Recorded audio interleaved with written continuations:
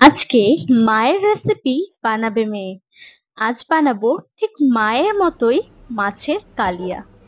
প্রথমে নুন হলুদ মাখানো মাছগুলোকে গরম ছাকা ছাকা তেল ঠিক বলা যায় না, আমরা অল্প তেলই খাই। অল্প তেলে মাছগুলোকে এক এক করে ভেজে নিয়েছি। তারপর মাছ লাল হলে মাছগুলোকে তুলে নিয়েছি।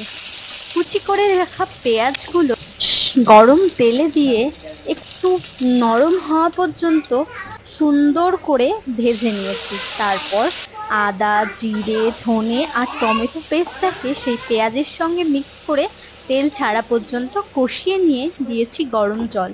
এক এক করে মাছগুলো দিয়েছি, কিছুক্ষণ ফুটিয়ে নিয়ে সামান্য গরম মশলা দিয়ে নামিয়ে নিয়েছি।